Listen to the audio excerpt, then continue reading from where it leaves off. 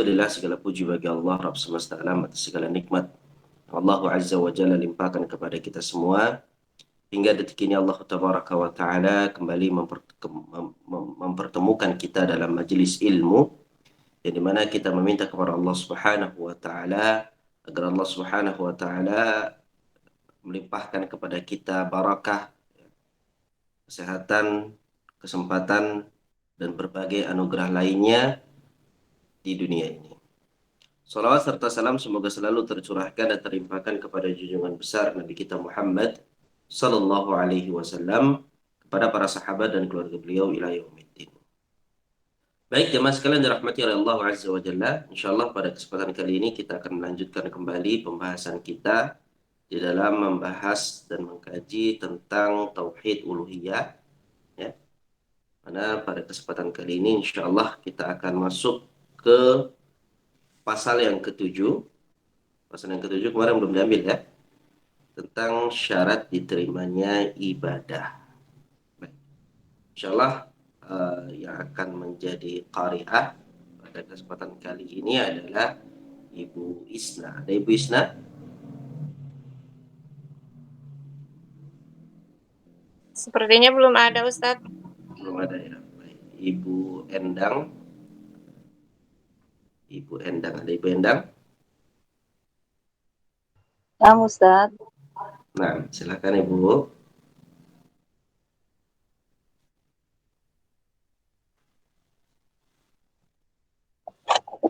Bismillahirrahmanirrahim. Syarat diterimanya ibadah.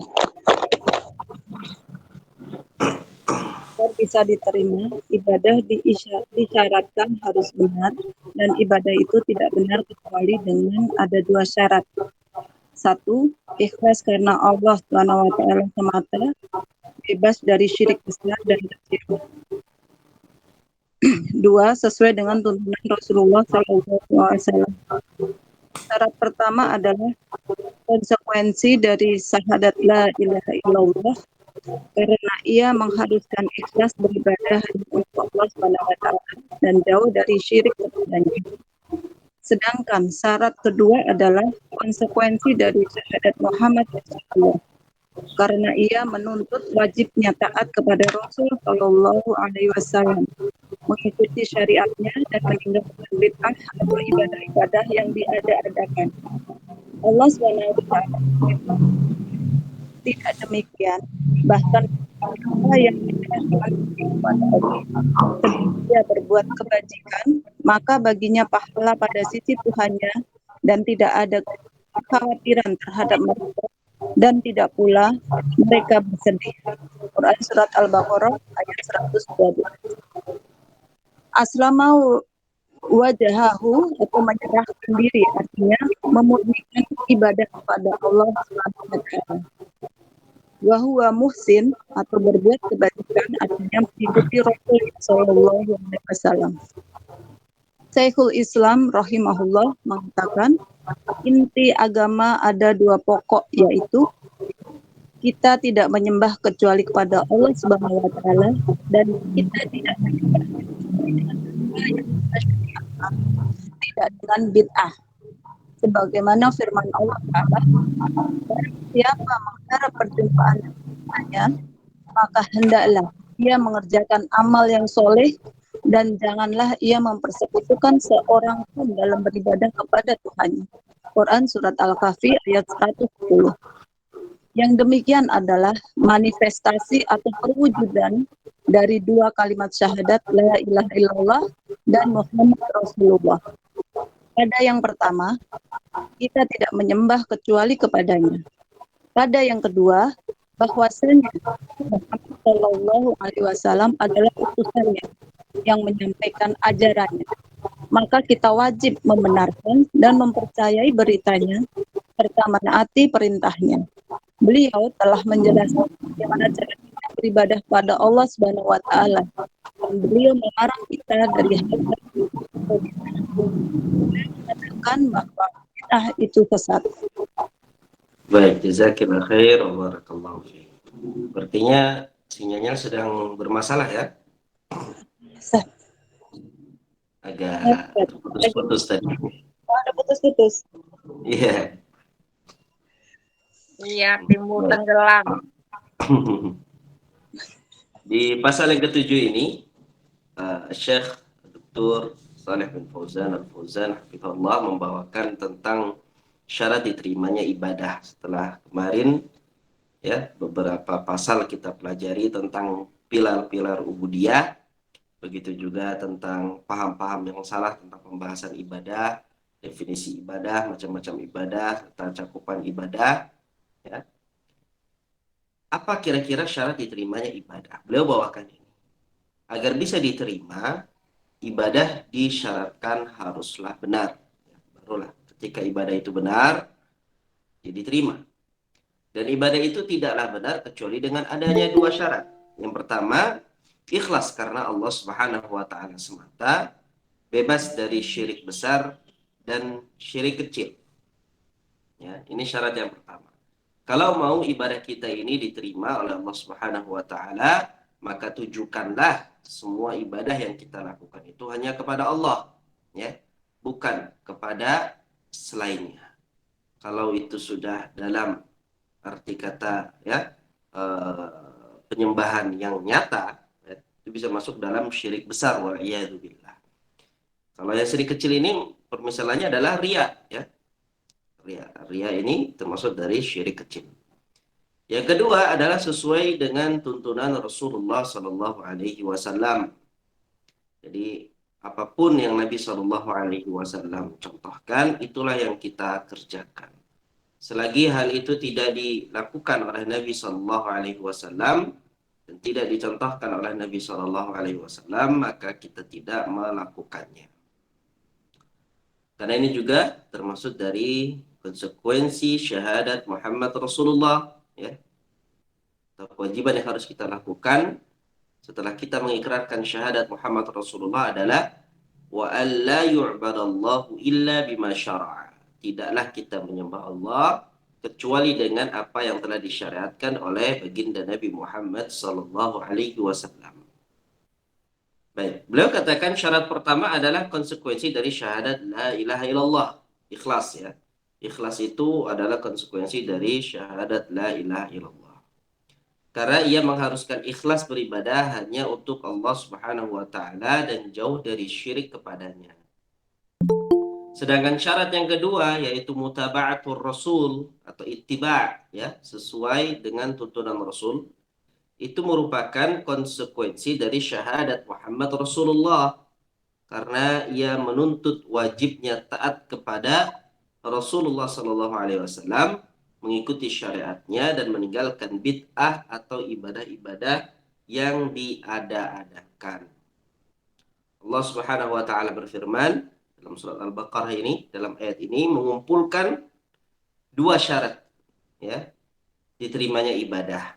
Ikhlas dan ittiba ini ada di dalam, ya, satu ayat ini. Allah Subhanahu wa taala berfirman, "Bala man aslama wajhahu lillahi wa huwa muhsinu falahu ajruhu 'inda rabbih wala khaufun 'alaihim wala hum yahzanun."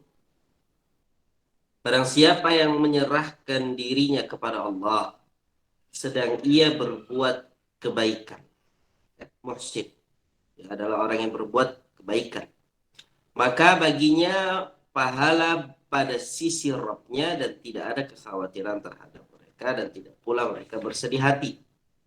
Syekh mengatakan aslama wajhahu di dalam ayat ini, menyerahkan dirinya kepada Allah. Apa maknanya? Dia memurnikan ibadahnya hanya kepada Allah Subhanahu wa taala. Jadi syarat yang pertama ini, ya. Syarat yang pertama adalah ikhlas. Ini terdapat dalam aslama wajhahu. Ya, barang siapa yang dia menyerahkan dirinya kepada Allah. Maknanya apa? Mengamalkan amalan hanya kepada Allah Subhanahu wa taala, hanya untuk Allah Subhanahu wa taala. Ya. Wa huwa muhsin, sedang dia berbuat kebaikan, kebajikan. Apa maknanya? Artinya adalah ittiba'ur rasul. Artinya dia mengikuti Nabi Muhammad sallallahu alaihi wasallam. Apa ganjaran dari orang yang melakukan hal ini? Dia ikhlas dan dia ittiba'. Falahu ajruhu 'inda rabbih. maka baginya pahala di sisi Rabbnya, wala khaufun alaihim wala hum yahzanun, dia tidak akan ditimpa kesedihan dan tidak pula ya ditimpa ketakutan.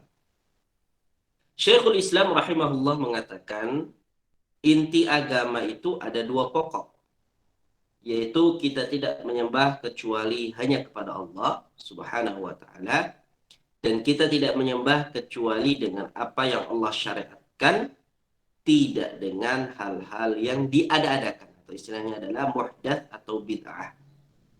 Sebagaimana Allah Subhanahu wa taala berfirman dalam surat Al-Kahfi, "Faman kana yarju liqa'a rabbih falyamal 'amalan shalihan wa la yusyrik bi'ibadati rabbih ahada." Barang siapa yang mengharap perjumpaan dengan Rabb-nya, maka hendaklah ia mengerjakan amal yang saleh. Ya. Dan janganlah ia mempersekutukan seorang pun dalam beribadah kepada Rabb-nya. Ya. Berarti kalau tadi mengerjakan amal saleh, ini masuknya kepada ittiba'ur rasul, syarat yang kedua. Sedangkan jangan dia menyekutukan Allah dalam peribadatan, berarti masuknya ke poin yang pertama atau syarat yang pertama, yaitu al-ikhlas. Yang demikian adalah manifestasi atau perwujudan dari dua kalimat syahadat la ilaha illallah dan Muhammad Rasulullah. Pada yang pertama, ya pada syarat yang pertama, tidaklah kita menyembah kecuali hanya kepada Allah. Dan pada syarat yang kedua, di situ terdapat apa? Bahwasanya Muhammad sallallahu alaihi wasallam adalah utusan Allah yang menyampaikan ajarannya Allah. Maka kita wajib membenarkan dan mempercayai beritanya serta menaati perintahnya. Beliau Nabi Muhammad sallallahu alaihi wasallam telah menjelaskan bagaimana cara kita beribadah kepada Allah, dan beliau melarang kita dari hal-hal yang baru atau disebut dalam istilah agama dengan perkara bid'ah. Beliau mengatakan bahwa bid'ah itu adalah sesat. Ya. Wa kullu bid'atin dhalalah, kata Nabi sallallahu alaihi wasallam. Baik, pasal yang ke-8, tingkatan ad-din. Silakan dibaca Ibu. Tingkatan din. A. Definisi tingkatan din. Din adalah ketaatan. Maaf Ustadz, suara saya jelas? Alhamdulillah jelas. Dalam bahasa Arab, dana lahu dinu dina. Maksudnya atau menaatinya. Din juga disebut milah, dilihat dari segi ketaatan dan kepatuhan kepada syariat. Allah Subhanahu wa taala berfirman, sesungguhnya agama yang diridhoi di sisi Allah hanyalah Islam. Quran surat Ali Imran ayat 19. Sedangkan tingkatan din itu adalah satu, Islam. Menurut bahasa, Islam berarti masuk dalam kedamaian. Dikatakan aslama amrohu ilallah, artinya menyerahkan perkaranya kepada Allah Subhanahu wa taala. Dikatakan aslama artinya masuk dalam agama Islam. Sedangkan menurut syarat, Islam berarti pasrah kepada Allah Subhanahu wa taala, bertauhid dan tunduk kepadanya, taat dan membebaskan diri dari syirik dan para pengikut. 2. Iman. Menurut bahasa, iman berarti membenarkan, disertai percaya dan amanah. Sedangkan menurut syarak, berarti pernyataan dengan lisan, keyakinan dalam hati, dan perbuatan dengan anggota badan. 3. Ihsan. Menurut bahasa, ihsan berarti berbuat kebaikan, yakni segala sesuatu yang menyenangkan dan terpuji. Dan kata-kata ihsan mempunyai dua sisi. Pertama, memberikan kebaikan kepada orang lain. Dalam bahasa Arab dikatakan ahsana ila fulan. Ia telah berbuat baik kepada si fulan. Kedua, memperbaiki perbuatannya dengan menyempurnakan dan membaguskannya. Dikatakan ahsana jika ia telah menyempurnakan perbuatannya. Sedangkan ihsan menurut syarak adalah sebagaimana yang dijelaskan oleh baginda Nabi Shallallahu Alaihi Wasallam dalam sabdanya, Engkau menyembah Allah seolah-olah engkau melihatnya. Jika engkau tidak bisa melihatnya, maka sesungguhnya dia melihat. Hadis riwayat Al-Bukhari dan Muslim dari hadis Umar. Syekh Ibnu Taimiyah rahimahullah berkata, ihsan itu mengandung kesempurnaan ikhlas kepada Allah Subhanahu wa taala dan perbuatan baik yang dicintai oleh Allah Subhanahu wa taala. Allah Subhanahu wa taala berfirman, tidak demikian, bahkan barang siapa yang menyerahkan diri kepada Allah sedang ia berbuat kebajikan, maka baginya pahala pada sisi Tuhannya dan tidak ada kekhawatiran terhadap mereka dan tidak pula mereka bersedih. Quran Surat Al-Baqarah ayat 112. Agama Islam mencakup ketiga istilah ini. Sebagaimana yang ketika datang kepada Nabi Shallallahu Alaihi Wasallam di hadapan para sahabatnya dan bertanya tentang Islam, kemudian tentang iman dan ihsan. Lalu Rasulullah Shallallahu Alaihi Wasallam menjelaskan setiap dari pernyataan tersebut. Kemudian beliau bersabda, inilah Jibril datang kepada kalian untuk mengajarkan din kalian. Jadi Rasulullah Shallallahu Alaihi Wasallam menjadikan din itu adalah Islam, iman, dan ihsan. Bahwa agama kita ini mencakup ketiga-tiganya. Dengan demikian, Islam mempunyai tiga tingkatan. Pertama adalah Islam, kedua iman, dan ketiga adalah ihsan. Barakallahu fiik. Nah, pasal yang ke-8 tentang tingkatan din. Yang pertama pembahasannya adalah definisi, ya. Definisi tentang tingkatan din. Apa itu? Maratibuddin. Ya, dalam bahasa Arabnya maratibuddin. Apa itu tingkatan din? Tingkatan agama. Din secara bahasa adalah ketaatan, ya. Dalam bahasa Arab, danalahu yadinu dinan, maksudnya adalah ata'ahu, menaatinya. Din juga disebut millah, dilihat dari segi ketaatan dan kepatuhan kepada syariat. Allah Subhanahu wa taala berfirman, "Inna ad-dina 'indallahil Islam." Sesungguhnya agama yang diridhoi di sisi Allah hanyalah Islam. Baik, ini tentang definisi din. Din itu adalah ketaatan. Sedangkan din sebagaimana yang Nabi Shallallahu alaihi wasallam sebutkan dalam hadis Jibril, bahwasanya agama itu ada tingkatan-tingkatannya. Beliau bahasakan dengan iman, Islam, ihsan, atau Islam, iman, ihsan. Baik. Maka di sini akan dibahas oleh beliau, oleh Syekh Fauzan, tentang apa itu Islam, apa itu iman, dan apa itu ihsan. Yang pertama tentang Islam. Menurut bahasa, Islam itu berarti masuk dalam kedamaian. Dikatakan aslama amrohu ilallah.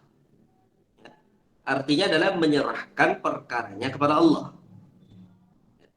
Aslama itu adalah menyerahkan, berserah diri. Dikatakan aslama artinya masuk dalam agama Islam. Kalau orang dikatakan aslama fulan, berarti maknanya adalah si fulan telah masuk dalam Islam. Itu menurut bahasa. Sedangkan menurut syariat atau menurut istilah, Islam itu berarti pasrah kepada Allah, bertauhid, dan tunduk kepadanya, taat, dan membebaskan diri dari syirik dan para pengikutnya. Baik, itu Islam. Ya. Jadi amalan-amalan yang zahir. Kita perhatikan di sini, ya. Karena orang yang tunduk, taat, itu secara zahir. Baik. Yang kedua adalah iman. Menurut bahasa, iman berarti membenarkan. Sudah membenarkan ini kan permainan di hati, berarti kan ini amalan-amalan yang batin. Menurut bahasa, iman berarti membenarkan disertai percaya dan amanah. Sedangkan menurut syariat atau syara' berarti pernyataan dengan lisan, keyakinan dalam hati, dan perbuatan dengan anggota badan. Ini 3 hal yang harus ada dalam keimanan, pernyataan atau ikrar dengan lisan, keyakinan dalam hati, dan amalan yang dilakukan oleh anggota badan. Yang ketiga adalah ihsan.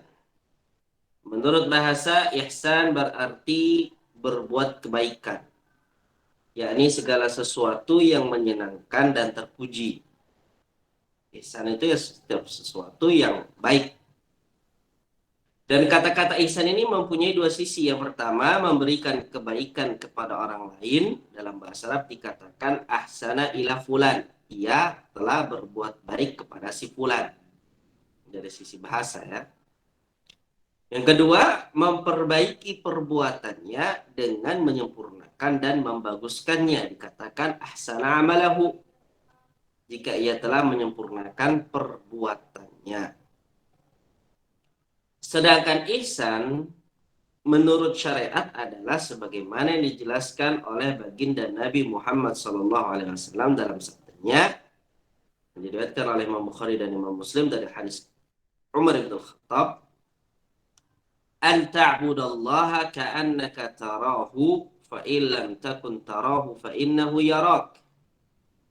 Ihsan itu adalah engkau menyembah Allah seolah-olah engkau melihat Allah. Jika engkau tidak bisa melihat Allah, maka sesungguhnya Allah melihatmu. Jadi suatu tingkatan di mana seorang hamba menyembah Allah Subhanahu wa taala dengan perasaan selalu diawasi oleh Allah Subhanahu wa taala. Itu adalah ihsan. Ya. Jadi adalah tingkatan yang tertinggi. Bukan hanya sekedar Islam, iman, tetapi sudah sampai kepada tingkatan ihsan. Syekh Ibnu Taimiyah rahimahullah berkata, ihsan itu mengandung kesempurnaan ikhlas kepada Allah dan perbuatan baik yang dicintai oleh Allah Subhanahu wa taala. Allah berfirman, "Bala man aslama wajhahu lillahi wa huwa muhsin, falahu ajruhu 'inda rabbih wa la khaufun 'alaihim wa la hum yahzanun." Ini yang tadi sudah kita bahas ya.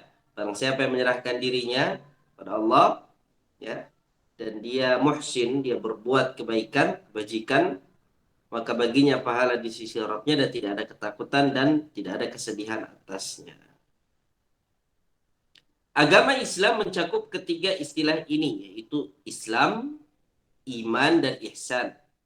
Sebagaimana yang terdapat dalam hadis Jibril alaihissalam ketika malaikat Jibril datang kepada Nabi Muhammad SAW di hadapan para sahabat, lalu kemudian bertanya tentang Islam, bertanya tentang iman, dan bertanya tentang ihsan. Lalu Rasulullah SAW menjelaskan setiap dari pernyataan tersebut. Kemudian beliau bersabda, "Hada Jibril, ya, inilah Jibril, atakum yu'allimukum dinakum." Dia datang kepada kalian untuk mengajarkan din kalian. Nabi bahasakan dengan kata din. Atakum yu'allimukum dinakum. Dia datang kepada kalian untuk mengajarkan din kalian. Jadi Rasulullah mengabarkan kepada para sahabat, datangnya Jibril adalah untuk mengajari kalian, wahai para sahabat, tentang din. Sedangkan kalau kita lihat tadi, ya, yang ditanya oleh malaikat Jibril kepada Nabi Muhammad itu ada 3, yaitu Islam, iman, dan ihsan. Berarti Nabi Shallallahu Alaihi Wasallam menjadikan Islam, iman, dan ihsan itu masuk dalam tingkatan-tingkatan ad-din, termasuk dalam cakupan ad-din. Sehingga beliau katakan, jadi Rasulullah Shallallahu Alaihi Wasallam menjadikan din itu adalah Islam, iman, dan ihsan. Maka jelaslah bahwa agama kita ini mencakup ketiga-tiganya. Dengan demikian, maka Islam mempunyai 3 tingkatan. Pertama adalah Islam, kedua adalah iman, dan yang ketiga adalah ihsan. Silakan dilanjutkan. B. Keumuman dan kekhususan dari ketiga tingkatan tersebut. Islam dan iman apabila disebut salah satunya secara terpisah, maka yang lain termasuk di dalamnya. Tidak ada perbedaan antara keduanya ketika itu. Tetapi jika keduanya disebut secara bersamaan, maka masing-masing mempunyai pengertian sendiri-sendiri. Sebagaimana yang ada dalam hadis Jibril alaihissalam, di mana Islam ditafsiri dengan amalan-amalan lahiriah atau amalan-amalan badan seperti sholat dan zakat. Sedangkan iman ditafsiri dengan amalan-amalan hati atau amalan-amalan batin, seperti membenarkan dengan lisan, percaya dan makrifat kepada Allah Subhanahu wa taala, malaikatnya, kitab-kitabnya, para rasulnya dan seterusnya. Adapun keumuman dan kekhususan antara ketiganya ini telah dijelaskan oleh Syekh Ibnu Taimiyah rahimahullah sebagai berikut. Ihsan itu lebih umum dari sisi dirinya sendiri dan lebih khusus dari segi orang-orangnya daripada iman. Iman itu lebih umum dari segi dirinya sendiri dan lebih khusus dari segi orang-orangnya daripada Islam. Ihsan mencakup iman dan iman mencakup Islam. Para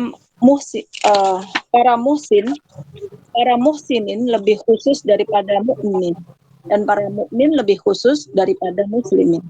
Oleh karena itu, para ulama muhaqqiq mengatakan setiap mukmin adalah muslim karena sesungguhnya siapa yang telah mewujudkan iman dan ia terpancat di dalam sanubarinya, maka dia pasti melaksanakan amalan-amalan Islam sebagaimana yang telah disabdakan baginda Rasul Shallallahu Alaihi Wasallam.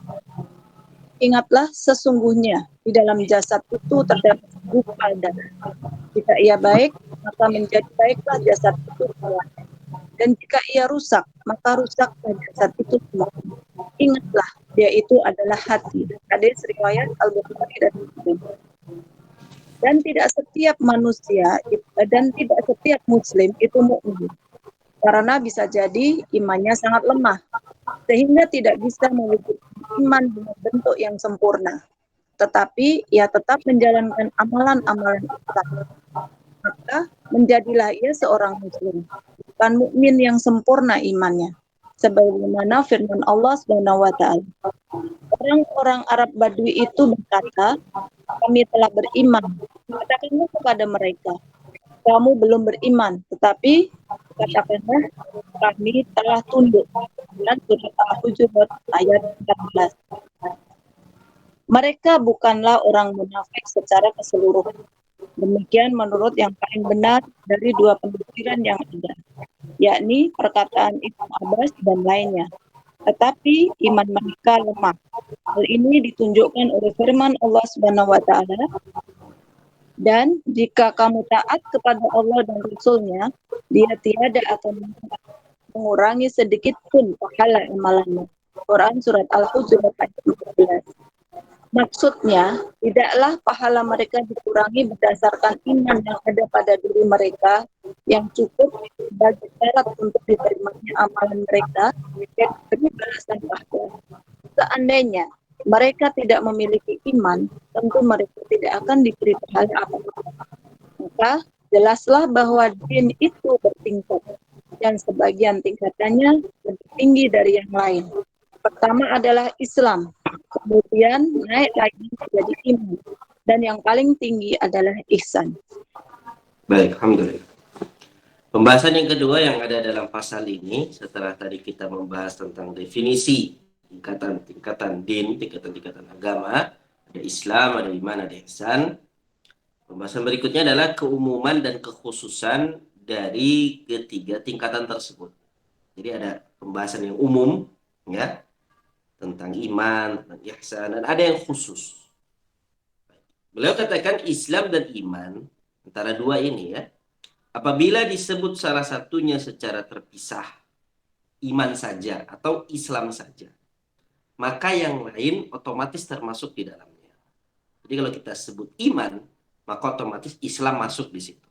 Ya, kalau kita sebut Islam, maka otomatis iman masuk ke dalam hal itu.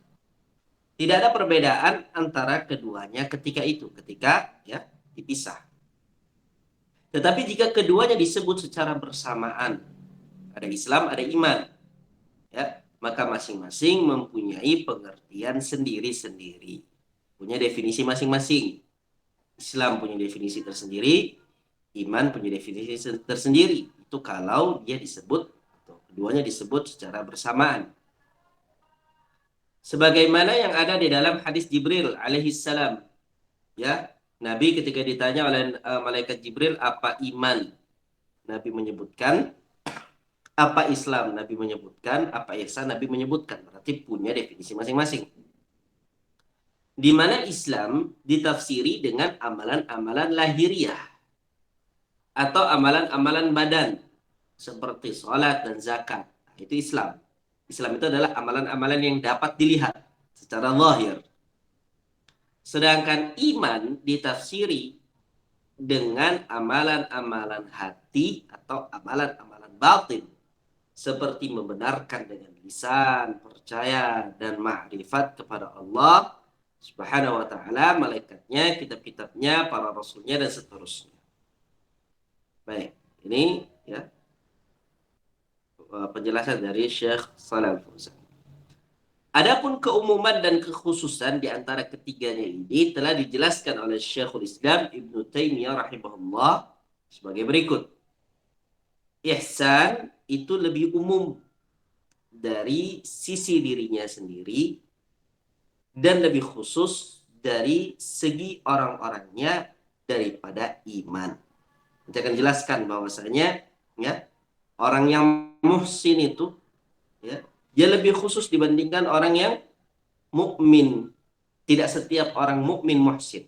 Kenapa? Karena tingkatan muhsin itu adalah tingkatan yang paling terakhir, tingkatan yang paling tinggi.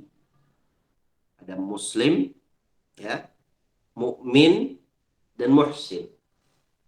Jadi dikatakan di sini ihsan itu lebih umum dari sisi dirinya sendiri dan lebih khusus dari segi orang-orangnya daripada iman. Karena tidak setiap orang yang beriman dia sampai derajat muhsin. Iman itu lebih umum dari ya segi dirinya sendiri dan lebih khusus dari segi orang-orangnya daripada Islam. Kenapa lebih khusus? Karena tidak setiap yang masuk ke dalam kategori Islam dia beriman. Ihsan mencakup iman dan iman mencakup Islam. Ya. Para muhsinin lebih khusus daripada mukminin dan para mukminin lebih khusus dari para muslimin. Sehingga kalau kita lihat maka yang masuk kategori muslimin inilah yang paling umum. Lalu kemudian secara khusus adalah mukminin dan lebih khusus lagi barulah muhsinin. Oleh karena itu para ulama muhaqqiq mengatakan setiap mukmin adalah muslim. Karena sesungguhnya siapa ya yang telah mewujudkan iman dan ia tertancap di dalam sanubarinya, maka dia pasti melaksanakan amalan-amalan Islam sebagaimana yang telah disabdakan baginda Rasulullah sallallahu alaihi wasallam, ala wa inna fil jasadi mudghatan idza salahat salahal jasadu kulluhu wa idza fasadat fasadal jasadu kulluhu ala wa hiyal qalbu. Ingatlah kata Nabi, sesungguhnya di dalam jasad itu terdapat segumpal darah. Kalau segumpal darah itu baik, maka menjadi baiklah jasad itu semuanya. Matanya baik, tangannya baik, ya, kakinya baik, mulutnya baik. Kalau segumpal darah itu baik. Dan kalau segumpal darah itu rusak, maka rusaklah semua jasadnya. Matanya rusak, mulutnya rusak, tangannya rusak, kakinya rusak. Nabi katakan, ingatlah, dia itu adalah hati. Baik, dan tidak setiap muslim itu mukmin. Tidak setiap muslim itu mukmin. Karena bisa jadi imannya sangat lemah. Ya, bisa jadi dia munafik. Bisa jadi imannya sangat lemah, gitu ya. Sehingga tidak bisa mewujudkan iman dengan bentuk yang sempurna. Tetapi ia tetap menjalankan amalan-amalan Islam. maka menjadilah ia seorang muslim, bukan mukmin yang sempurna imannya. Sebagaimana firman Allah Subhanahu wa taala, qalatil a'rabu amanna qul lam tu'minu walakin qulu aslamna. Orang-orang Arab Badui berkata, kami telah beriman. Amanna, kami telah beriman. Katakanlah kepada mereka, kalian belum beriman, tapi katakanlah aslamna, kami telah masuk Islam. Dalam salah bahasa kami telah tunduk, ya, kami telah menyerahkan diri kami. Katakan aslamna, jangan katakan amanna. Mereka, yaitu orang-orang Arab Badui itu bukanlah orang munafik secara keseluruhan. Ya, demikian menurut pendapat yang paling benar dari dua penafsiran yang ada, yaitu perkataan Ibnu Abbas dan yang lainnya. Tetapi iman mereka lemah. Ya. Mereka baru sampai tahap Islam, belum sampai tahap iman. Kenapa? Karena iman mereka masih lemah. Hal ini ditunjukkan oleh firman Allah Subhanahu wa taala, wa in tuti'ullaha wa rasulahu la yaridkum min a'malikum syai'a. Jika kamu taat kepada Allah dan Rasulnya, maka Allah tidak akan mengurangi sedikit pun pahala amalanmu. Maksudnya, tidaklah pahala mereka dikurangi berdasarkan iman yang ada pada diri mereka yang cukup sebagai syarat untuk diterimanya amalan mereka dan diberi balasan pahala. Seandainya mereka tidak memiliki iman, tentu mereka tidak akan diberi pahala apa-apa. Ya, bukan berarti orang yang masuk ke dalam kategori muslim itu tidak ada keimanan sama sekali, ya. Belum tentu. Ya. Tetap ada keimanan, tetapi bukan iman yang sempurna. Kalau imannya sudah sampai kepada tahap iman yang sempurna, barulah dia masuk ke dalam tahap yang kedua yang disebut dengan mukmin. Maka jelaslah bahwa din itu bertingkat dan sebagian tingkatannya lebih tinggi dari yang lain. Mukmin lebih tinggi daripada muslim. Muhsin lebih tinggi dibandingkan mukmin dan muslim. Dan sebagian tingkatannya baik. Pertama adalah Islam, ya. Kemudian naik lagi menjadi iman, dan yang paling tinggi adalah ihsan. Baik, itu ya pembahasan kita dalam maratibuddin, tingkatan ad-din atau tingkatan agama. Dengan ini berarti kita telah menyelesaikan pembahasan tentang tauhid uluhiyah. Ya, di sini semua pembahasannya membahas tentang tauhid uluhiyah. Kalau kita mau sedikit murajaah, ya, di pembahasan bab yang ketiga ini tentang tauhid uluhiyah. Di sini ada 8 pembahasan. Pasal yang pertama berkaitan dengan makna tauhid uluhiyah. Tauhid uluhiyah itu adalah mengesahkan Allah dengan perbuatan para hamba, ya. Dan ini adalah inti dakwah para rasul. Para rasul, para anbiya sejak dahulu diutus oleh Allah Azza wa Jalla untuk menerangkan makna tauhid uluhiyah ini. Bukannya sekedar tauhid rububiyah. Karena tauhid rububiyah itu dapat diketahui secara fitrah dengan akal. Ya. Adapun tauhid uluhiyah ini adalah konsekuensi dari tauhid rububiyah dan tidak semua orang mengamalkannya. Makanya Allah mengutus para nabi dan para rasul untuk menyerukan tauhid uluhiyah. Baik. Yang kedua tentang syahadatain. Ya. Makna syahadatain, rukun syahadatain, syarat-syarat syahadatain, konsekuensi dari syahadatain dan yang membatalkan syahadatain. Seperti makna syahadat la ilaha illallah. Ya, makna yang benar adalah la ma'budu bihaqqin illallah. Tidak ada sesembahan yang hak selain Allah. Ya. Makna syahadat Muhammad Rasulullah adalah mengakui secara lahir dan secara batin bahwa Muhammad adalah hamba dan utusannya, ya, dengan segala konsekuensi untuk mentaati perintahnya, membenarkan ucapannya, menjauhi larangannya, dan tidak menyembah Allah kecuali dengan apa yang disyariatkan olehnya. Itu makna syahadat Muhammad Rasulullah. Rukun la ilaha illallah itu ada 2, ada an-nafyu dan al-itsbat, ada peniadaan dan ada penetapan. Sedangkan rukun syahadat Muhammad Rasulullah adalah abduhu wa rasuluh, Rukun yang pertama adalah bagaimana kita mengikrarkan Muhammad itu adalah hambanya Allah. Dan yang kedua adalah bagaimana kita mengikrarkan Muhammad adalah utusannya Allah. Karena kalau kita memegang erat dua rukun ini, maka kita akan terhindar dari sifat yang berlebih-lebihan dan sifat yang meremehkan haknya Rasulullah SAW.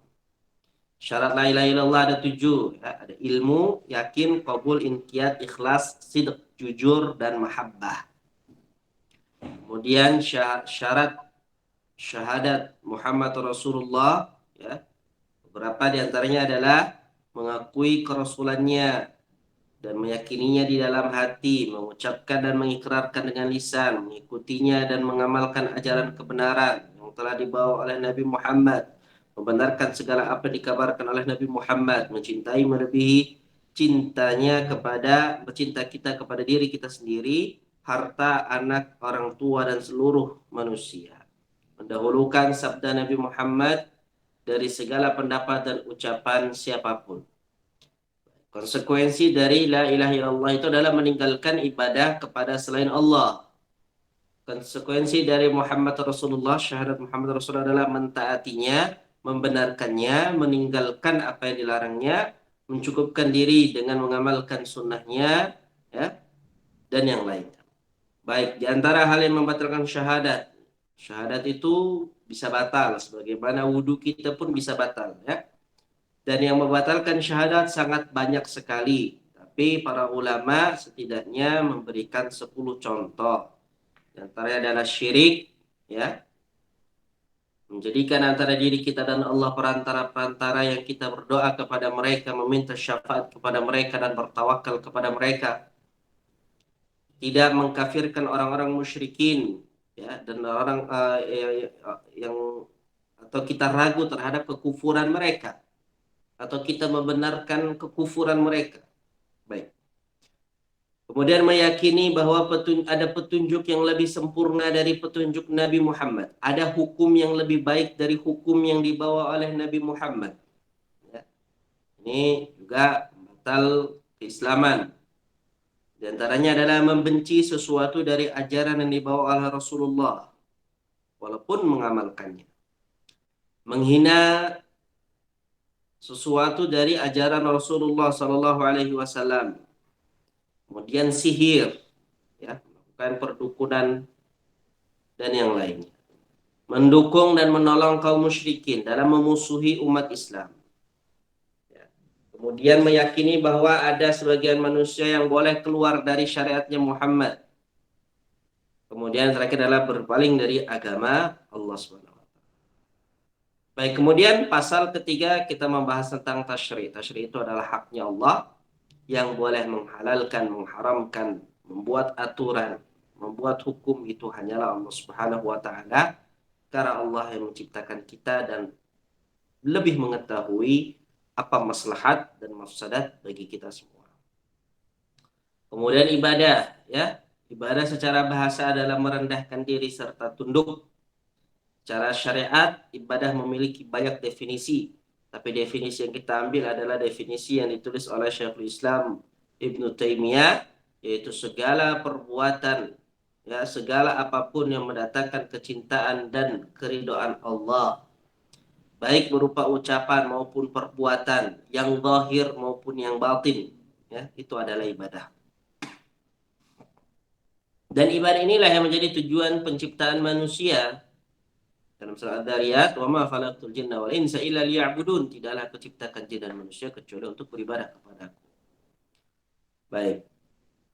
Cakupan ibadah itu sangat luas, ya. Apapun yang mendatangkan keridhaan dan kecintaan Allah dari yang diucapkan dan dari yang diperbuat, baik yang batin maupun yang zahir, itu adalah ibadah. Sehingga tidur pun karena diniatkan ibadah akan menjadi ibadah. Makan, minum, jual beli, ya, itu pun akan bernilai ibadah ketika diniatkan untuk ibadah. Baik, kemudian paham-paham yang salah tentang pembatasan ibadah. Ibadah adalah perkara tauqifiyah, artinya butuh dalil. Ya, tidak cukup untuk hanya sekedar dengan pendapat saja. Dalam hal ini ada dua golongan yang saling bertentangan dalam hal ibadah. Ada yang berlebihan dan ada yang meremehkan. Ya, yang meremehkan ini ya adalah orang-orang yang membatasi bahwasanya ibadah itu hanya ada di tempat-tempat tertentu, ibadah itu hanya ada pada syiar-syiar tertentu, ya. Ibadah itu hanya ada pada gerakan-gerakan tertentu, ya. Di luar itu tidak ada ibadah. Golongan kedua adalah orang yang bersifat ekstrim, ya. Sunnah dikatakan wajib, mubah dikatakan haram, dan yang lain sebagainya. Kemudian pilar-pilar ubudiyah itu ada 3, yaitu cinta, takut, dan harapan. Ini harus ada dalam setiap ibadah yang kita lakukan. Kita harus cinta pada Allah dalam melakukan ibadah yang kita lakukan. Kita juga di saat yang bersamaan harus takut kepada Allah. Saat yang bersamaan juga kita harus mengharapkan Allah Subhanahu wa taala. Kemudian syarat diterimanya ibadah ada 2, ikhlas, yaitu murni untuk Allah, bebas dari syirik besar dan syirik kecil. Kemudian yang kedua adalah ittiba, sesuai dengan tuntunan Rasulullah SAW. Dan yang terakhir adalah tingkatan ad-din, tingkatan agama itu adalah 3, Islam, iman, ihsan. Setiap kata ini ketika berdiri sendiri maka mencakup yang lainnya. Kalau datang bersamaan maka setiap kata memiliki definisi masing-masing. Dan tingkatan yang tertinggi adalah ihsan, baru setelahnya adalah iman, dan yang paling ya di bawah adalah tingkatan Islam. Baik, alhamdulillah. Itu ya ringkasan dari apa yang telah kita pelajari di dalam bab 3, yaitu tentang tauhid uluhiyah. Sebelum masuk ke bab berikutnya, bab yang keempat, dan ini adalah bab pembagian tauhid yang terakhir. Jadi kan kita di awal sudah menjelaskan pembahasan tauhid di kitab yang pertama ini akan dibagi menjadi 3, yaitu tauhid rububiyah, tauhid uluhiyah, dan tauhid asma wa sifat. Alhamdulillah, kita hari ini sudah menyelesaikan pembahasan tauhid yang kedua, yaitu tauhid uluhiyah. Tersisa tauhid yang ketiga, yaitu tauhid asma wa sifat. Sebelum kita masuk ke dalam pembahasan tauhid asma wa sifat, maka di sini ada soal-soal latihan bab 3 halaman 94 yang kita akan bahas satu persatu insyaallah. Dengan ini kita ya meminta kepada Allah, kita berikhtiar ya.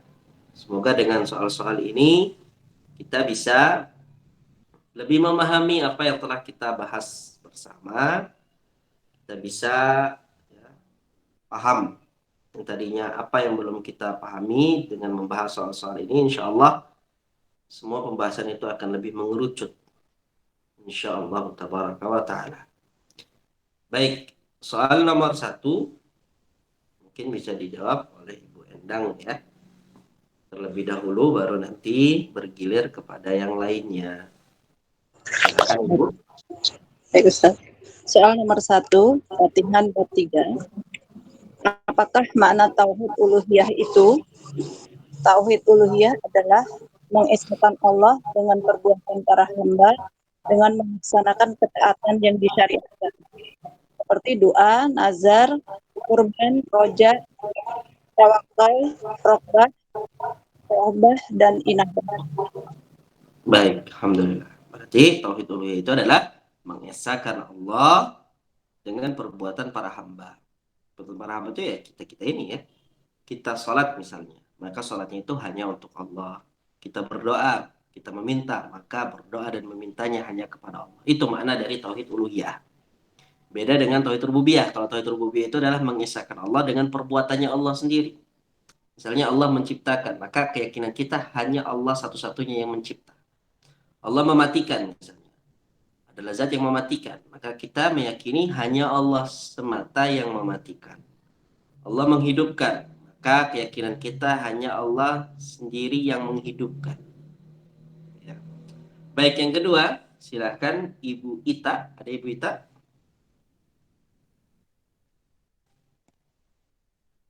Ada Ustadz. Maaf. Nah, silakan. Manakah dalil yang menunjukkan bahwa tauhid uluhiyah adalah tema dan inti dakwah para rasul? Mengapa? Dalilnya adalah An-Nahl ayat 36. Ya, An-Nahl ayat 36. Banyak ya, beberapa ya. Baik. Ya, diantaranya.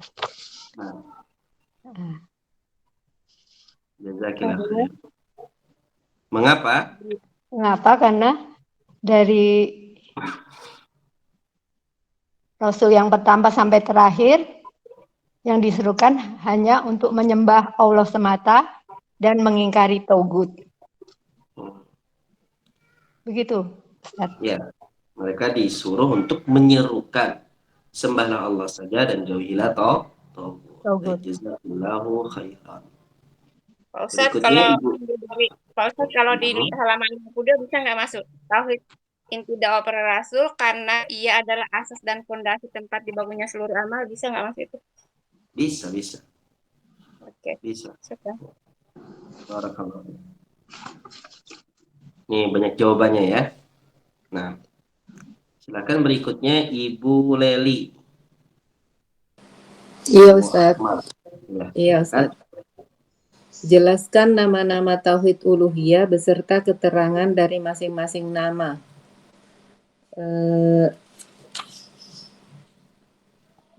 Ini di halaman 57 ada tauhid uluhiyah ditunjukkan oleh namanya Allah yang berarti Zul Uluhiyah, yang memiliki uluhiyah atau yang disembah. Kemudian ada tauhid ibadah karena ubudiyah adalah sifat hamba yang wajib menyembah Allah secara ikhlas karena ketergantungan mereka kepadanya. Baik, ya. Jadi tauhid ibadah dan tauhid uluhiyah itu hakikatnya sama ya. Iya. Di sini dari segi bahasa, tauhid uluhiyah itu kembali kepada dzul uluhiyah. Maksudnya Allah itu sendiri ya. Sedangkan ibadah itu adalah kepada sifat abd yang wajib menyembah Allah ya, secara ikhlas karena ketergantungan mereka kepadanya. Baik, itu nama-nama tauhid uluhiyah. Barakallahu fiik wa jazakillah khair. Baik, berikutnya Ibu Lika. Ada Ibu Lika? Ya Ustadz, Nah, silakan Ibu. apa arti la ilaha illallah?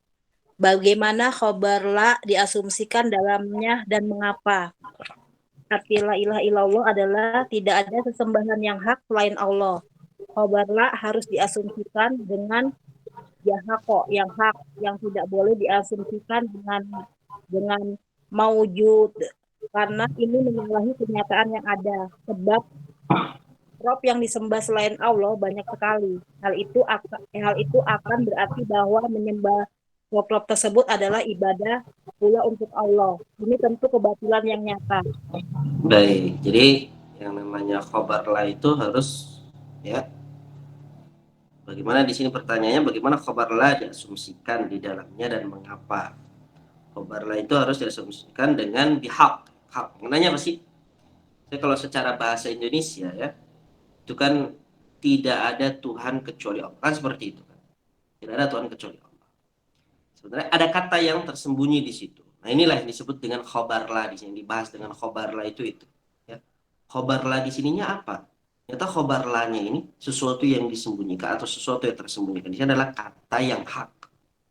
Nah, ini yang harus dijadikan ya kata yang tersimpan di situ. Jadi artinya benar adalah tidak ada Tuhan ya yang berhak untuk disembah kecuali Allah. Seperti itu ya. Barakallahu fiik wa jazakillah khair.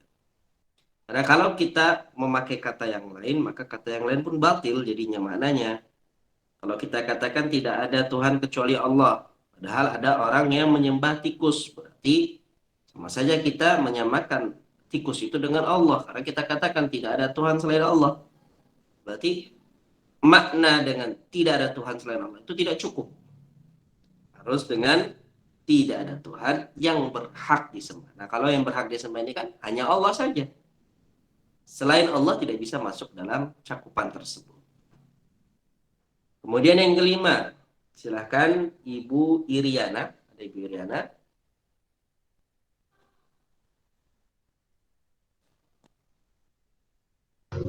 Ya Ustaz. Nah, Sebutkan tafsir-tafsir batil bagi kalimat la ilaha illallah dan bagaimana membantahnya. Yaitu di halaman 60 ya Ustaz. Kalimat la ilaha illallah telah ditafsirkan dengan beberapa menafikan yang batil. Antara lain, la ilaha illallah diartikan dengan tidak ada sesembahan kecuali Allah. Ini adalah batil karena maknanya sesungguhnya setiap yang disembah, baik yang hak maupun yang batil itu adalah Allah. nah, ya itu tadi yang kita jelaskan ya. Di dunia ini ada yang menyembah kerbau.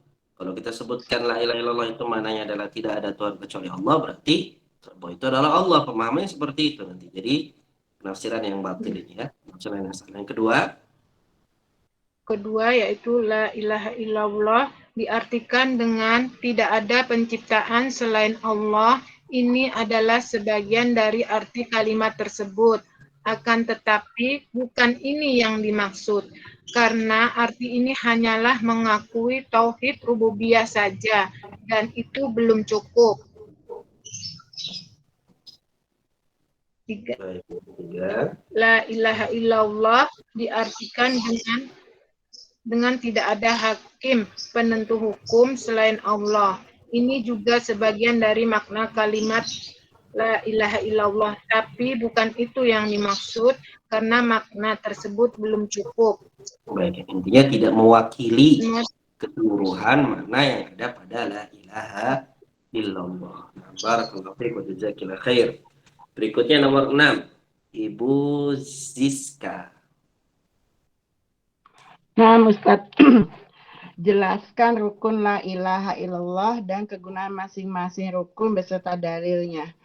Rukunnya ini ya, al-isbat an-nafyu ya. Ya. Ya, kegunaannya al-isbat menentukan, an-nafyu meniadakan. Itu aja Pak Ustadz yang saya pahami. Ya, isbat itu adalah isbat itu menentukan. Menetapkan. Menetapkan, ya. Ya, kalau meniadakan. Meniadakan, baik. Ya. Kemudian di sini kegunaannya apa itu? Kegunaannya apa? An-nafyu untuk apa?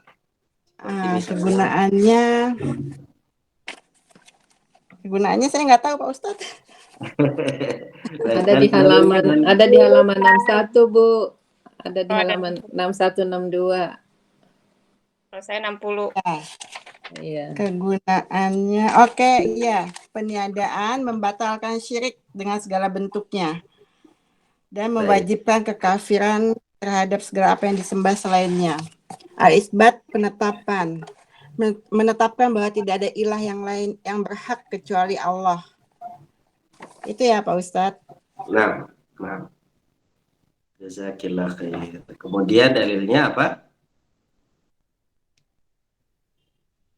Dalilnya adalah Al-Baqarah 256. Famayakfur bitogut mim billahi faqadis tamsaka bil urwatil wusqa. Itu dalilnya. Kemudian itu ya. Itu aja sama Az-Zukhruf 2. Iya. Ini barang sesungguhnya terlepas diri terhadap apa yang kamu sembah, tetapi aku menyembah Tuhan yang menjadikan aku. Berarti dua ayat ini adalah dua ayat yang mengandung makna dua rukun la ilaha illallah, karena terdapat an-nafyu dan al-isbat di dua ayat ini. Syukran Ibu, jazakillah khair. Baik, berikutnya Ibu Tika. Nah, Ustaz. Nomor 7, jelaskan rukun syahadat anna Muhammadar Rasulullah dan manfaat masing-masing rukun serta dalilnya. Halaman 61, rukun syahadat ada 2, yaitu abduhu wa rasuluh. hamba dan utusannya. Baik. Ntar pertanyaannya apa lagi? Dan manfaat. Ya, manfaat masing-masing rukun beserta dalil. Dua rukun ini, lanjut ya Ustaz, menafikan ifrat berlebihan dan tafrid meremehkan pada hak Rasulullah SAW. Beliau adalah hamba dan rasulnya. Beliau adalah makhluk yang paling sempurna dalam dua sifat yang mulia ini. Dalilnya diantaranya surah Al-Kahfi dan Az-Zumar. Ya. Ini surah Al-Kahfi berarti dalil yang menunjukkan bahwa Nabi Muhammad adalah hambanya Allah. Nabi adalah manusia biasa. Qul innama ana basyarum mithlukum. Sebenarnya aku ini hanya manusia seperti kalian. Ini adalah ayat yang mengandung makna rukun syahadat yang pertama, abduhu. Bahwasanya Nabi Muhammad itu adalah manusia seperti kita, hambanya Allah. Ini untuk membantah orang-orang yang mengkultuskan Nabi Muhammad SAW secara berlebihan sampai dengan mereka menuhankan Nabi Muhammad SAW, menyembah Nabi Muhammad. Ini bantahan. Kenapa? Karena Allah menjelaskan, katakan Nabi Muhammad, sesungguhnya aku ini hanyalah seorang manusia seperti kalian. Bukan ilah, bukan Rabb. Ya, Nabi Muhammad itu bukan ilah, bukan Tuhan, bukan Rabb. Ini yang pertama, al-abdu. Kemudian ar-rasul. Ya, ar-rasul di sini adalah bantahan kepada orang-orang yang meremehkan Nabi Muhammad Sallallahu Alaihi Wasallam. Kita katakan Nabi Muhammad itu memang manusia, tetapi bukan manusia biasa, gitu kan ya. Bukan manusia seperti kita. Nabi Muhammad itu manusia yang sempurna, manusia yang maksum, yang dijaga oleh Allah Subhanahu wa taala, yang dihiasi dengan sifat-sifat yang mulia. Itulah Nabi kita Muhammad, sehingga tidak bisa untuk diremehkan seperti manusia yang lainnya. Baik, jazakillah khair wa barakallahu fiik. Baik, berikutnya Ibu Juniba. Nomor 10 ya Ustaz. 8 Ibu. Oh, 8. Syarat-syarat ya. Syarat-syarat la ilaha illallah dengan penjelasan dan dalilnya. Syarat-syarat la ilaha illallah: 1. Ilmu, yakin, qabul, inqiyad, ikhlas, siddiq, mahabbah. Dalil satu-satu ya Ustaz. Boleh, ya silakan. Dalil dari ilmu surah Az-Zukhruf ayat 86. Yang kedua yakin surah Al-Hujurat ayat 15. Al-Qabul menerima dalilnya surah As-Saffat ayat 35 sampai 36. Keempat, inqiyad surah Al-Luqman ayat 22. Ikhlas dalilnya hadis riwayat Bukhari dan Muslim. Siddiq jujur di surah Al-Baqarah 8 sampai 10. Yang mahabbah kecintaan di surah Al-Baqarah ayat 165. Baik, barakallahu fiik wa jazakillah khair. Berikutnya Ibu Isna, ada bersama kita Ibu Isna. Nomor 10 ya Ustaz. Nah, Jelaskan konsekuensi. 9. Oh iya. Iya. Jelaskan syarat-syarat syahadat anna Muhammadan Rasulullah. Nomor 9. Berarti ada 6 syarat syahadat ya. Syahadat anna Muhammadan Rasulullah ada 6.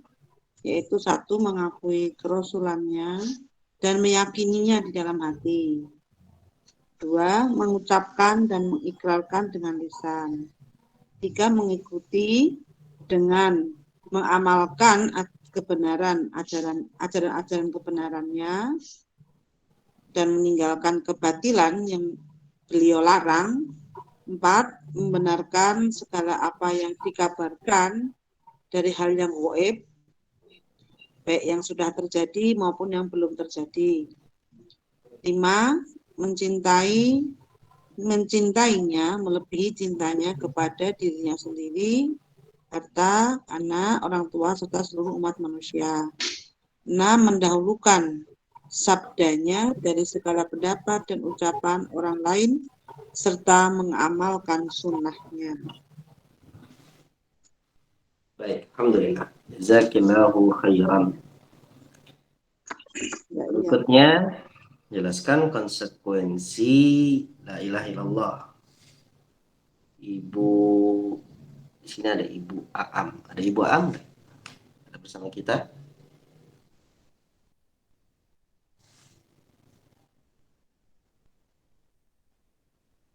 Nggak ada Absen seperti deh kayaknya Pak. Iya. Baik, Abu Arkan deh, Abu Arkan.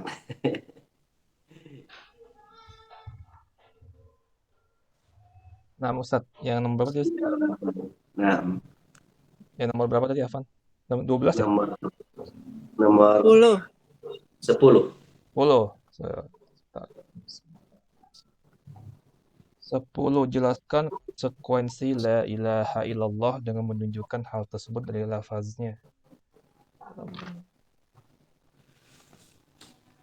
Konsekuensi la ilaha illallah halaman 9 ya Ustaz ya. Nah, Konsekuensi la ilaha illallah yaitu meninggalkan ibadah pada selain Allah Subhanahu wa taala dari segala macam yang dipertuhankan sebagai keharusan dari peniadaan la ilaha illallah dan beribadah kepada Allah Subhanahu wa taala semata tanpa syirik sedikit pun sebagai keharusan dari penetapan illallah. Banyak orang yang mengikrarkan tetapi melanggar konsekuensinya, sehingga mereka menetapkan ketuhanan yang sudah dinafikan, baik berupa para makhluk, kuburan, pepohonan, bebatuan, serta para tauhid lainnya. Mereka berkeyakinan bahwa tauhid adalah bid'ah. Mereka menolak para da'i yang mengajak kepada tauhid dan mencela orang yang beribadah hanya kepada Allah Subhanahu wa taala semata. baik, itu konsekuensi la ilaha illallah adalah menjauhi segala macam peribadatan kepada selain Allah Subhanahu wa taala. Jazakallahu khairan wa barakallahu fiik. Oh ya, Ustaz. Nomor 11, Ibu Rahmaniah. Ada Ibu Rahmaniah bersama kita? Enggak ada ya kayaknya ya. Kalau Iya, Ibu Ira, nggak ada Ustaz. Nggak ada Ustaz. baik. Ibu Ira,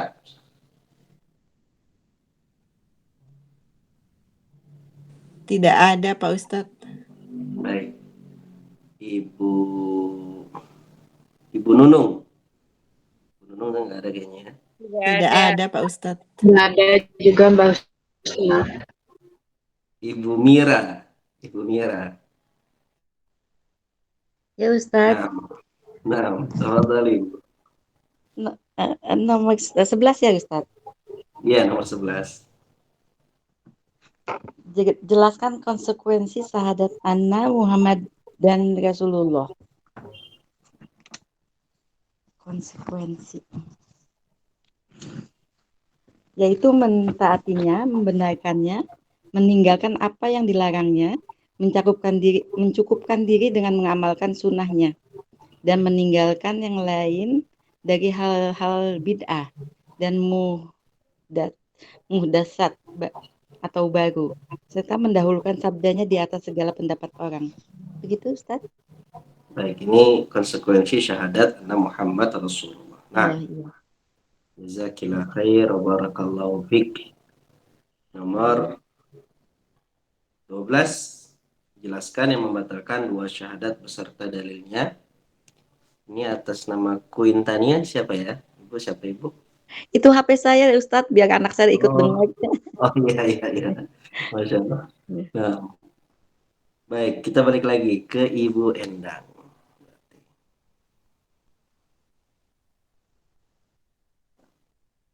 Nomor 12 ya, Ustaz.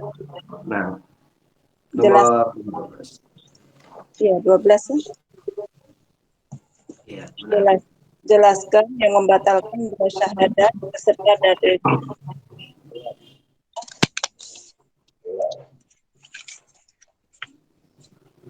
Pembatal syahadat.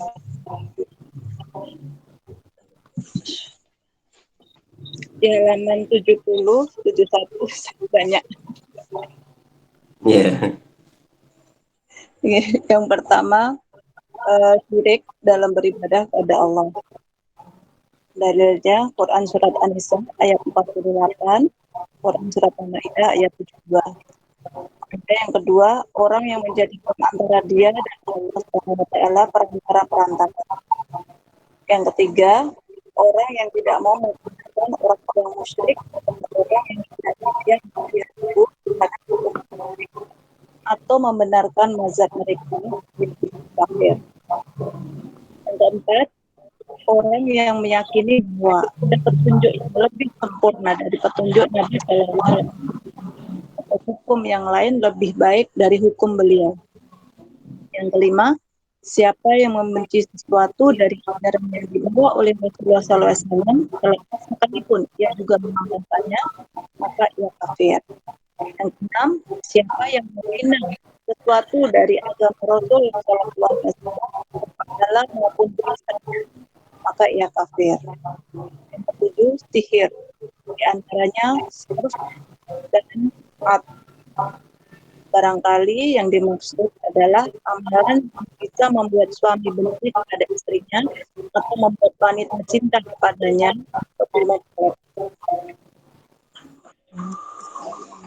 Yang kedelapan, mendukung kaum musyrikin dan menolong mereka dalam memusuhi umat Islam. Dalilnya di surat Al-Maidah ayat 57. Kesembilan, siapa yang meyakini bahwa sebagian manusia ada yang boleh keluar dari syariat Nabi Muhammad SAW. Yang ke-10, berpaling dari agama Allah SWT, yaitu tidak mempelajarinya dan tidak pula mengamalkannya. Quran surat As-Sajdah ayat 22. Baik, As-Sajdah ayat 22. Jazakillah khair wa barakallahu fiik. Kemudian berikutnya nomor 13, Ibu Ita, silakan Ibu Ita. Ya Ustaz, apa yang dimaksud dengan syara dan apa kandungannya dan bagaimana hukum menghalalkan yang haram dan mengharamkan yang halal? Yang dimaksud dengan syara adalah syariat. Syariat itu adalah syariat. Syariat atau ketentuan Allah. Nah. Iya, Ustaz. Iya, benar. Kandungannya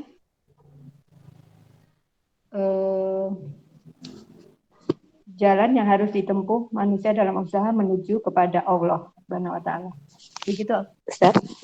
Ya, benar. Dan bagaimana hukum menghalalkan yang haram dan mengharamkan yang halal? Hukumnya adalah syirik akbar. Syirik akbar, kekufuran ya. Syirik akbar atau kekufuran. Begitu, Ustaz? Ya. Nah, benar, silakan. Masya Allah. Kemudian nomor 14. Silakan Ibu Leli. Iya, Ustaz. Nomor 14. Bagaimana hukum menaati makhluk dalam hal menghalalkan apa yang diharamkan Allah dan mengharamkan apa yang dihalalkan Allah?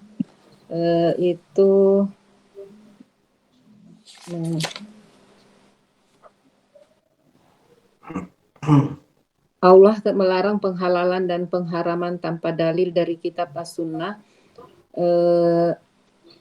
Hukumnya adalah musyrik. Ya, musyrik. Kemudian dalilnya surah An-Nahl 116 ya Ustaz. An-An'am 121. Al-An'am 121 ya Ustaz dalilnya. Nah, ya. Jadi kalau yang nomor 13 itu hukum menghalalkan yang haram dan mengharamkan yang halal itu kekufuran gitu ya. Itu kekufuran. Nah, mentaati orang yang menghalalkan yang haram, mengharamkan yang halal itu kesyirikan. Musyrik. Nomor 15, silakan Ibu Ummu Fatir. Ummu Fatir. Apa arti ibadah, apa macamnya, dan bagaimana kedudukannya disertai dalil. Arti ibadah adalah secara etimologi berarti merendahkan diri serta tunduk. Di dalam syariat ibadah mempunyai banyak definisi, tetapi makna dan maksudnya satu, yaitu ibadah ialah taat kepada Allah dengan melaksanakan perintahnya melalui lisan para rasulnya. Kedua, ibadah adalah merendahkan diri kepada Allah, yaitu tingkatan tunduk yang paling tinggi, disertai dengan rasa mahabbah atau kecintaan yang paling tinggi. Ibadah ialah sebutan yang mencakup seluruh apa yang dicintai dan diridhai Allah, baik berupa ucapan atau perbuatan yang zahir maupun yang batin.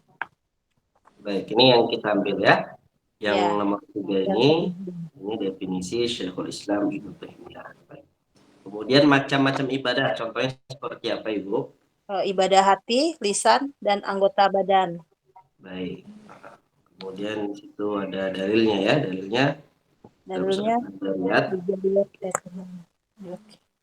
ayat 56 sampai 58. 58.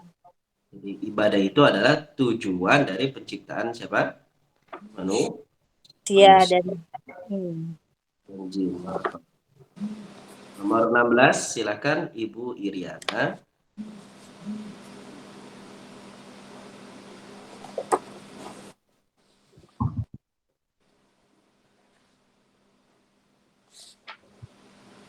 Ya Ustadz, kapankah adat kebiasaan itu dapat berubah menjadi ibadah, yaitu ketika diniatkan sebagai bekal untuk ketaatannya seperti tidur dengan niat untuk menambah ketaatan gitu ya Ustadz? Nah, iya benar. Jadi jawabannya jika dia diniatkan untuk sebagai qurbah atau bekal untuk mendekatkan diri kepada Allah. Jadi tidurnya tadi hukumnya mubah, kalau diniatkan seperti itu menjadi ibadah. Barakallahu fiik. Baik, nomor 17, silakan Ibu Siska. Ya Ustadz, bagaimanakah ibadah itu diketahui, apa dalilnya? Ibadah itu diketahui dengan taufikiyah ya? Taufikiyah. Iya, tauqifiyah.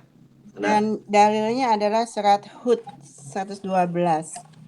Maka tetaplah kamu pada jalan yang benar sebagaimana diperintahkan kepadamu. Itu ya Ustaz. Ibadah itu tauqifiyah. Jadi tergantung kepada dalil ya. Tergantung kepada Al-Quran maupun As-Sunnah. Ya. Berikutnya nomor 18, silakan Ibu Tika. Sebutkan pemahaman-pemahaman yang salah tentang pembatasan ibadah dan mengapa. Pemahaman-pemahaman yang salah.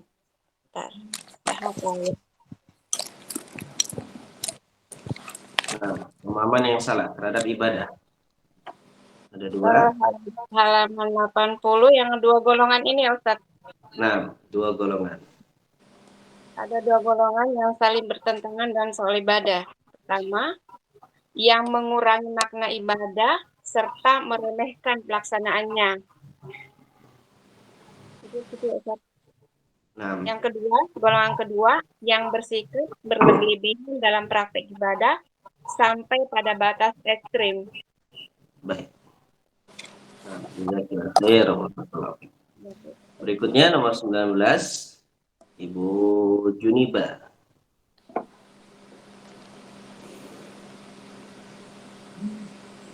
Uh, 19, sebutkan pilar-pilar ibadah shahihah dan bagaimana hukum orang yang hanya membatasi hanya sebagian. pilar-pilar ibadah sohiha antara lain cinta, hope, roja. Ya, cinta, takut, dan harapan. Baik. Kalau dia hanya sebagian saja, apa yang terjadi? Misalnya cinta saja. Sebagai siapa yang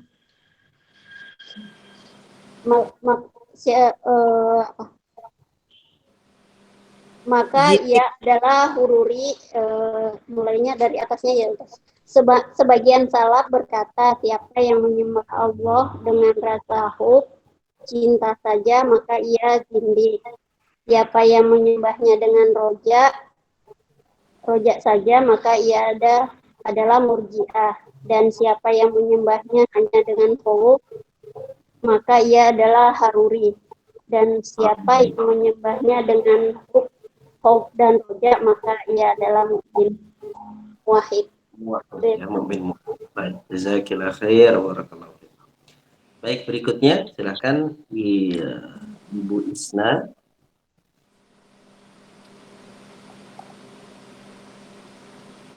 Nomor berapa ya? 20.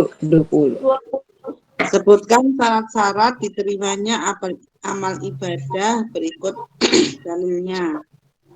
Syarat-syarat diterimanya ibadah adalah ikhlas karena Allah dan mengikuti atau sesuai dengan tuntunan Rasulullah Shallallahu Alaihi Wasallam. Masya Allah. Sallallahu alaihi wasallam. Dalilnya surat Al-Baqarah 112. Baik. Jazakillah khair. Nah, berikutnya nomor 21. Ya. Silakan Ibu Mira. Saya Ustaz. Nah, Apa yang dimaksud dengan din dalam pengertian bahasa dan syara, dan apa saja tingkatan-tingkatan din itu?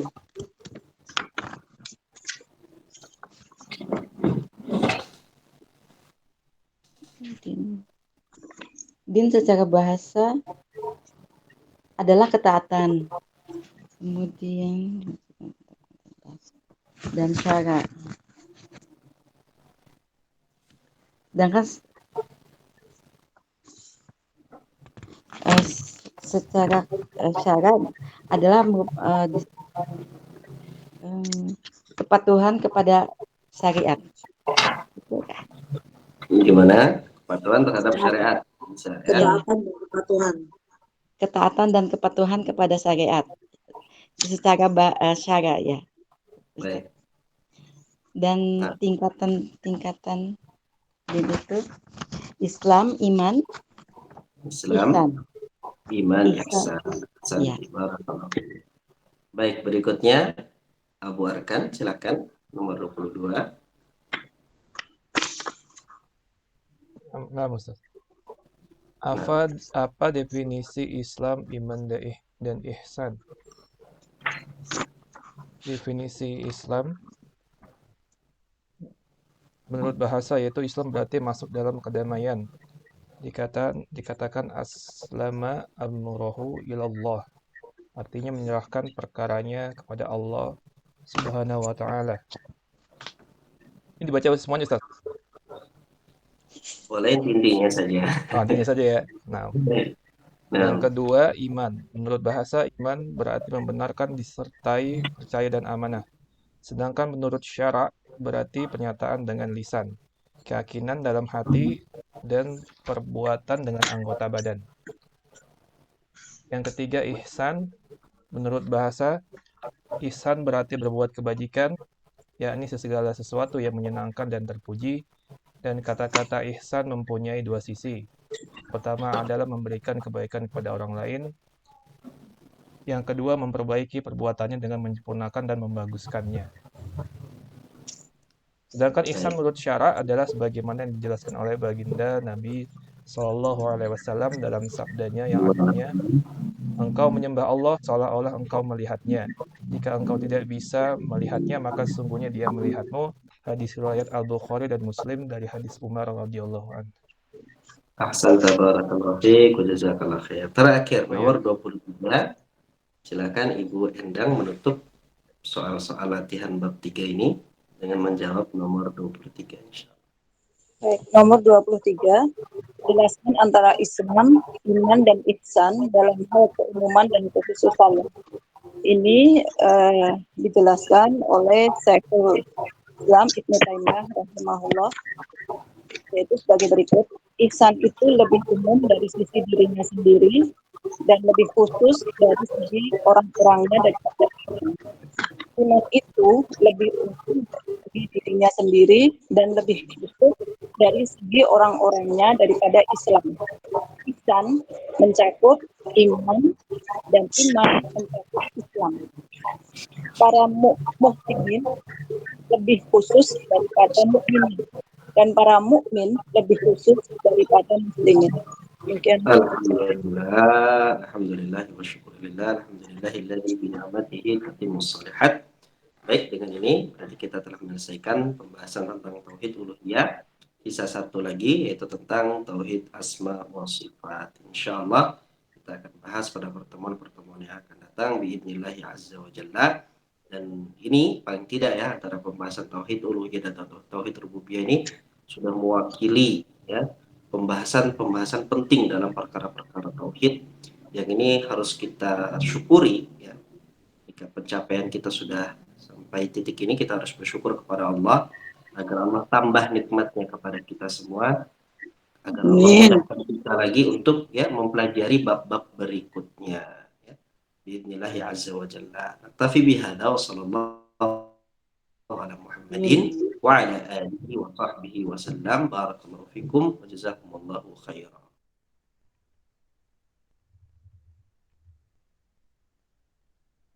Baik. Jazakallahu khair wa barakallahu fiik wa ahsanallahu ilaikum atas ilmu yang telah disampaikan oleh Ustaz Abu Ayyub hafizahullah taala.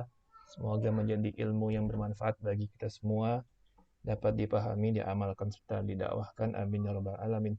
Baik, mungkin kita ada waktu sedikit untuk sesi tanya jawab, mungkin satu pertanyaan kali ya atau dua. Baik, bagi jemaah yang ingin bertanya dipersilakan.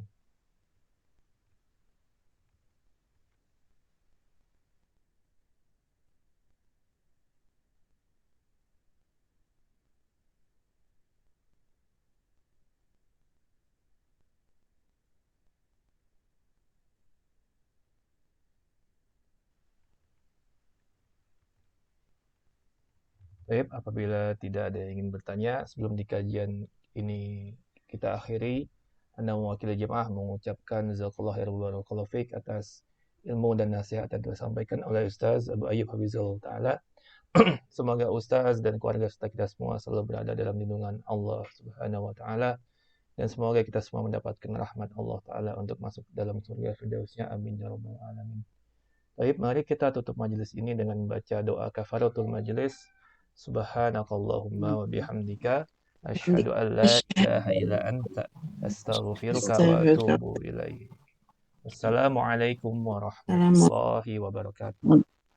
Waalaikumsalam warahmatullahi wabarakatuh. Jazakumullah khair. Amin.